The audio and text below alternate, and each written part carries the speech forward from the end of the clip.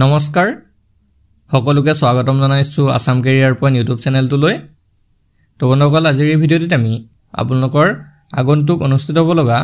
APS-C grade 4 পৰীক্ষাৰ বাবে সহায়ক হোৱাকৈ এটা ইংলিছ গ্ৰামাৰৰ ক্লাছ লৈছো আৰু এটো প্ৰথমটো ক্লাছ হয় এতিয়াৰ পৰা ইংলিছ গ্ৰামাৰৰ আপোনালোকে ক্লাছবিলাক পাই থাকিব আৰু আজিৰ এই ক্লাছটোত আমি আৰ্টিকলছৰ ওপৰত চাম অৰ্থাৎ যিকিটা আৰ্টিকল আছে এ এন আৰু দা এই তিনটা আৰ্টিকলৰ বিষয়ে ভালদৰে জানিম প্ৰথমতে আমি হেবিলাকৰ বিষয়ে পঢ়িলাম কি হয় আসলতে আৰ্টিকল কিটা কোড ব্যৱহাৰ কৰা হয় তাৰ পিছত কেইটামান উদাহৰণ আমি তাৰ পৰা চাম ঠিক আছে মাল্টিপল চয়েসৰ দৰে কিছুমান কোৱেশ্যনও চাম আৰু এটা কথা ইয়াতে আপোনালোকক জনাই থওঁ আমি আপোনালোকৰ এপিএসসি গ্ৰেড 4 কাৰণে কিছুমান পিডিএফও বনাইছো যিবিলাক আপোনালোকৰ ক্লাছ 6 7 8 ৰ কিতাপ আছে সেই কিতাপবিলাক ষ্টাডি কৰি আৰু যিবিলাক কম্পিটিটিভ এক্সাম আছে সেই সকলোবিলাকৰ বুকবিলাক ষ্টাডি কৰি আমি আপোনালোকৰ বাবে এই পিডিএফসমূহ বনাইছো তো যদি পিডিএফসমূহ আপোনালোকৰ লাগে তেতিয়া হলে আমাক এই নম্বৰটোত হোৱাটছএপত মেছেজ কৰিব নম্বৰটো মই মাজত লিখি দিছো চাওক 8133 840 965 এটো আমাৰ হোৱাটছএপ নম্বৰ হয় 8133 840 965 ইয়াতে আমাক হোৱাটছএপত মেছেজ কৰিব আৰু মেছেজ কৰি জনাই দিব যে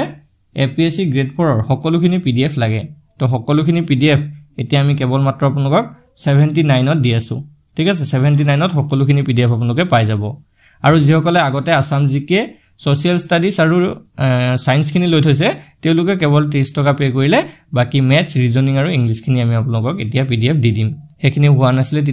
এতিয়া হৈ গল গুটেখিনি আপোনালোকে লৈ লব ঠিক আছে তো এতিয়া আমি আৰ্টিকলছৰ বিষয়ে অলপ ভালদৰে আলোচনা কৰো আহক পিডিএফ খিনি আপোনালোকে সোনকালে লৈ লব কাৰণ এক্সামটো খুব সোনকালে আপোনালোকৰ 2-3 মাহৰ ভিতৰতে কিন্তু পাতি দিব তাৰ পিছত কিন্তু আপোনালোকে সিলেবাসটো কমপ্লিট কৰিব নোৱাৰিবগে আৰু ক্লাছবিলাকো আপোনালোকে ৰেগুলাৰ বেসিছত চাই থাকিব এতিয়া আৰ্টিকল আমি জানো যে আৰ্টিকল তিনি ধৰণৰ তিনটা এ এন আৰু ডি তো ইয়াতে দিছে এ এন আৰু ডি তিনটা আৰ্টিকল আছে এ আৰু এনক কোৱা হয় ইনডেফিনিট আৰ্টিকল মনত ৰাখি থব এ আৰু এনক কোৱা হয় ইনডেফিনিট আৰ্টিকল যেহেতু এ আৰু এন এই দুটা আৰ্টিকলে কোনো সুনিৰ্দিষ্ট ব্যক্তি বস্তু বা জন্তু আদিক নুবুজায় সেই কাৰণে ইনডেফিনিট আৰ্টিকল বুলি কয় ঠিক আছে মনত ৰাখি থব কোনো নিৰ্দিষ্ট বস্তুক এ আৰু এন এ নুবুজায় যেনে উদাহৰণস্বৰূপে চাওক এ মেন বা এ পেন বুলিলে কোনো এটা নিৰ্দিষ্ট মানুহক নুবুজায় বা যিকোনো এটা মানুহক নুবুজায় ঠিক আছে ঠিক তেনেদৰে যিকোনো কলমকে নুবুজায় এ পেন বুলি কলে সেই কলমটোক নুবুজায় যিকোনো এটা কলমক বুজাব পাৰে বুজি পালে না নিৰ্দিষ্টকে মানে এ আৰু এন এ নুবুজায় বুজি পাইছে এতিয়া তাৰ পিছত চাওক দা আৰ্টিকল তো দা আৰ্টিকলক ডেফিনিট আৰ্টিকল বুলি কোৱা হয় মনত ৰাখি থব এ আৰু এনক কোৱা হয় ইনডেফিনিট আৰ্টিকল আৰু দাক কোৱা হয় ডেফিনিট আৰ্টিকল ঠিক আছে কাৰণ ই কোনো এটা নাউনৰ আগত স্থান লৈ নিৰ্দিষ্টকৈ বুজায় কোনো এটা নাউনৰ আগত দাটো বহি পিনে হি নিৰ্দিষ্টকৈ হৈ বস্তুটোক নিৰ্দেশ কৰে যেনেকৈ ইয়াত দা মেন বুলি কলে নিৰ্দিষ্ট এজন মানুহক বুজাব বুজি পাইছানে দা বুক কলে এখন নিৰ্দিষ্ট কিতাপক বুজাব দা মেন বুলি কোৱাৰ লগে লগে এজন নিৰ্দিষ্ট মানুহক বুজাব দা পেন বুলি কোৱাৰ লগে লগে এটা নিৰ্দিষ্ট কলমক বুজাব এতিয়া মই যদি আপোনাক উদাহৰণ দিছো যে please give me a pen তেতিয়াহলে আপোনালোকে মোক যিকোনো এটা কলম দিব কিন্তু মই যদি কওঁ please give me the black pen তেতিয়াহলে আপোনালোকে মোক সেই কুলা কলমটোৱে দিব লাগিব বুজি পাইছেনে তো যেতিয়া আমি দা আৰ্টিকলটো ব্যৱহাৰ কৰিম তেতিয়া ডেফিনেটলি মানে কোনো এটা বস্তুক নিৰ্দিষ্টকে বুজাই দিব বুজি পাইছে এতিয়া এ আৰু এন আৰ্টিকলৰ ব্যৱহাৰখিনি আমি জানিম যে এ আৰু এন আৰ্টিকল কোড ব্যৱহাৰ হয় তাৰ পিছতে আমি দা আৰ্টিকলটো কোড ব্যৱহাৰ হয় হেতু শিকিম তো প্ৰথমতে আমি এ সূত্ৰটোক চাওক এজন এটা এখন আদি বুজাবলৈ কোনো ৱৰ্ডৰ প্ৰথম আখৰটো যদি কনসনেন্ট হয় তেতিয়াহলে এ ব্যৱহাৰ হয় যেনে a mango a tiger a beautiful lake a red ribbon আদি এতিয়া ইয়াতে যে কৈছে কনসনেন্ট তো আমি যিগিটা আমাৰ এলফাবেট আছে এ বি সি ডি তাকে আমি ভাগ কৰিছো ভাৱেল আৰু কনসনেন্ট হিচাপে যিগিটা ভাৱেল হৈছে হেগিটা হৈছে এ ই আই ও আৰু ইউ এই পাঁচটা হৈছে ভাৱেল বাকি যিগিটা আছে হেগিটা হৈছে কনসনেন্ট যেনেকৈ বি সি ডি এফ জি তেনেকৈ বুজি পাইছেনে হেখিনি হৈছে কনসনেন্ট তো যদি কোনো শব্দৰ আখৰটো মানে প্ৰথম আখৰটো কনসনেন্ট থাকে তেতিয়া তাৰ আগত এ ব্যৱহাৰ কৰা হয় বুজি পাইছে নেক্সট বিটো চাওক সাধাৰণতে ৱৰ্ডৰ প্ৰথম আখৰটো ভাৱেল হৈ ইয়াৰ উচ্চাৰণ ভাৱেলৰ দৰে মানে এ ই আই অ ইউ হলে তেতিয়া হলে এন বহে যেনেকে N orange N umbrella N ইংপট N ইগ ইত্যাদি বুজি পাইছে যদিহে শব্দৰ প্ৰথম আখৰটো কনসনেন্ট হয় তেতিয়া এ বহিব যদিহে শব্দৰ প্ৰথম আখৰটো ভাৱেল হয় মানে এ ই আই অ ইউ এগিটা হয় তেতিয়া হলে তাৰ আগত এন বহিব এগিটাটো হৈ গল বেসিক নিয়ম নেক্সট নিয়ম গিটা চাওক নেক্সট দিছে যে ৱৰ্ডৰ প্ৰথম আখৰটো কনসনেন্ট হৈ উচ্চাৰণ যদি ভাৱেল সদৃশ হয় তেন্তে এন বহে যদিও শব্দৰ প্ৰথম আখৰটো কনসনেন্ট হয় কিন্তু কেতিয়াবা তাৰ উচ্চাৰণটো ভাৱেলৰ দৰে হয় যেনেকে ইয়াতে উদাহৰণটো চাওক এন অনেষ্ট পাৰসন এই এটুক যি শব্দটো দিছে যে আমাৰ H O N E S T এটুক আমি হনেষ্ট বুলি নপঢ়ো আমি এটুক কি বুলি পঢ়ো অনেষ্ট বুলি পঢ়ো হেকাৰণে ওৰ উচ্চাৰণ হৈছে নাই হেকাৰণে তাৰ আগত এন বহিলে এন আৱাৰ এটো হাৱাৰ বুলি আমি নপঢ়ো এটো দেখিছেনে এইচ ও ইউ আৰ হাৱাৰ বুলি আমি তাক নপঢ়ো আমি আৱাৰ বুলি পঢ়ো N F R C S মানে এফ আৰ চি এছ বুলি পঢ়োতে আমি এৰ উচ্চাৰণ প্ৰথমতে কৰিছো এফ আৰ চি এছ হেকাৰণে তাৰ আগত এন বহিছে তাৰ পিছত এন এম এ যেতিয়া আমি এম এ বুলি কৈছো তাৰ প্ৰথমতে এম এম কোৱাৰ সময়ত কিন্তু আমি এৰ উচ্চাৰণটোহে প্ৰথমতে কৰিছো তো হেকাৰণে এন এম এ বহিছে তাৰ পিছত N R C C building মানে আৰ চি চি বুলি কওঁতে আমি এৰ উচ্চাৰণ প্ৰথমতে কৰিছো হেকাৰণে তাৰ আগত এন বহিছে তাৰ পিছত চাওক কোনো শব্দৰ প্ৰথম আখৰটো ভাৱেল হৈ ইয়াৰ উচ্চাৰণ ইউৰ দৰে হলে এ ব্যৱহাৰ হয় বুজি পাইছেনে কোনো শব্দৰ প্ৰথম আখৰটো ভাৱেল হৈ ইয়াৰ উচ্চাৰণ যদি ইউৰ দৰে হয় তেতিয়া তাৰ আগত এ ব্যৱহাৰ হয় ঠিক আছে এ ব্যৱহাৰ হয় যেনে এ ইউৰোপিয়ান ইয়াত ই আছে ভাৱেল আছে আমি জানো যে প্ৰথমতে শিকিছো যে যদি ভাৱেল থাকে এন বহিব লাগে কিন্তু ইয়াত বহিছে এ কাৰণটো কি ইয়াৰ উচ্চাৰণটো ইউৰ দৰে হৈছে এ ইউনিভাৰ্সিটি এ ইউনিয়ন বডি এনেকুৱা ধৰণৰ যদিহে ইয়াত ইউ বহিছে তথাপিও তাৰ উচ্চাৰণটো ইউৰ দৰে হোৱাৰ কাৰণে ইয়াতে আমাৰ এন নবহি এ বহিছে পিছৰটো চাওক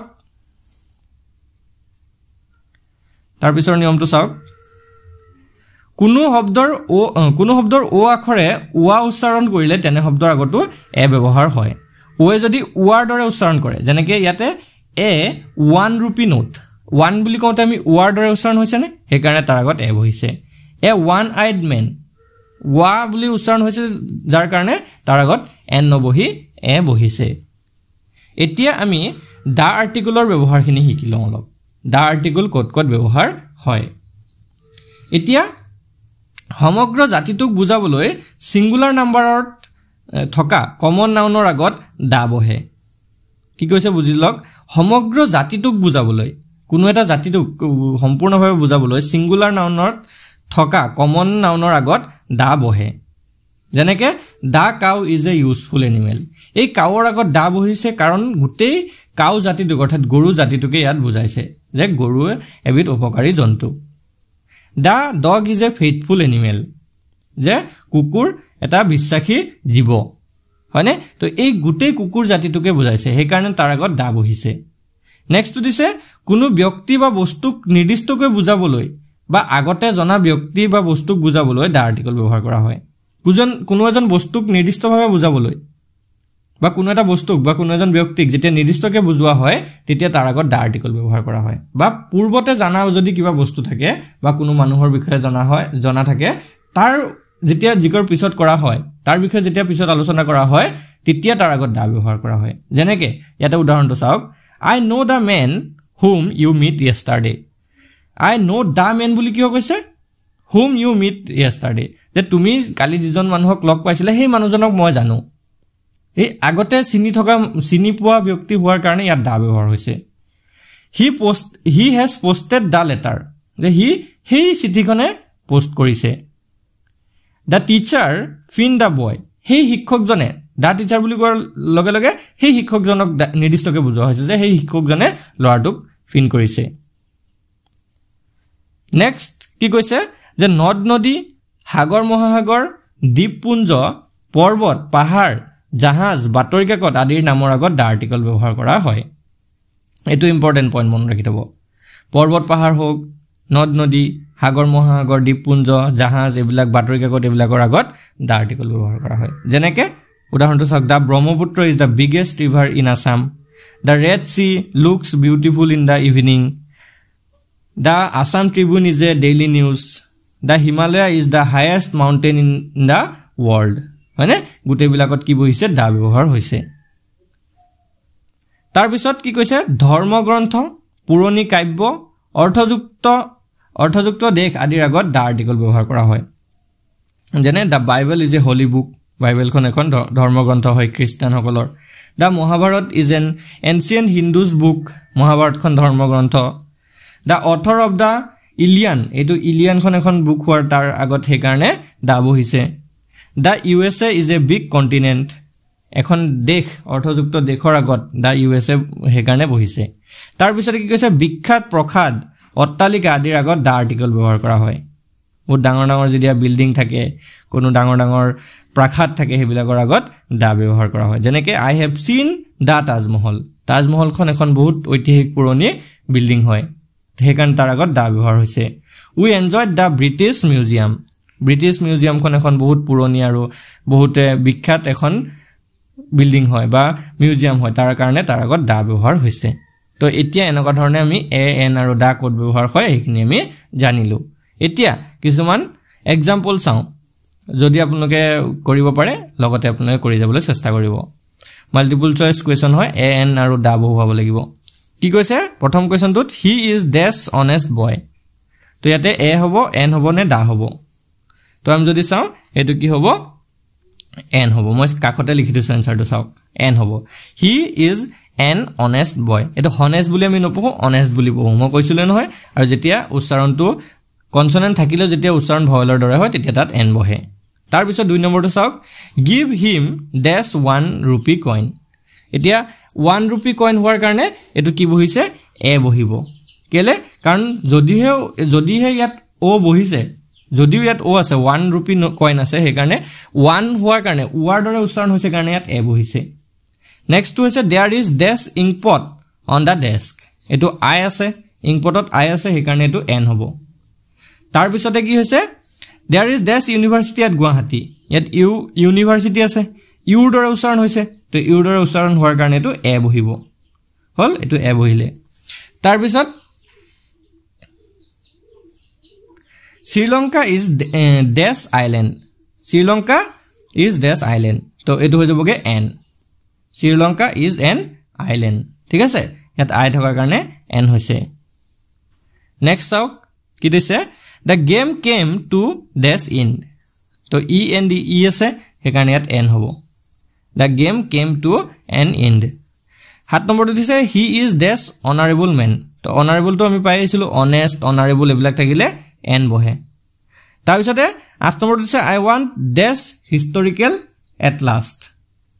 তো এইটো হৈ যাবগৈ এ কাৰণ এইচ আছে ন হিষ্টৰিকেল এ হ'ব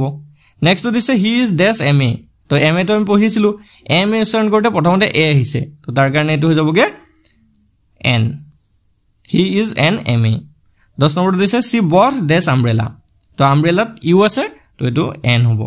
এন আমব্ৰেলা চি বট এন আমব্ৰেলা তো আৰ্টিকলৰ বিষয়ে চাগে আপোনালোকে সকলোৱে ভালদৰে এতিয়া জানিলে যদি কিবা ডাউট থাকে আপোনালোকে কমেণ্টত জনাব আৰু যদিহে ভিডিঅ'টো ভাল লাগে ভিডিঅ'টো এটা লাইক কৰি চেনেলটো ছাবস্ক্ৰাইব কৰি দিব আৰু যদি আপোনালোকৰ PDF খিনি লাগে সোনকালে আপোনালোকে PDF খিনি লৈ ল'ব এইটো হৈছে আমাৰ নাম্বাৰ 8133840965 এইটো আমাৰ হোৱাটছআপ নাম্বাৰ হয় ইয়াতে আমাক হোৱাটছআপত মেছেজ কৰি কেৱল 79 টকা পে' কৰিলে আমি আপোনালোকক গোটেইখিনি PDF এতিয়া দি দিম ঠিক আছে অল সাবজেক্টৰ PDF কেৱল 79ত পাই যাব আৰু আজি ভিডিঅ'টো চোৱাৰ কাৰণে সকলোকে ধন্যবাদ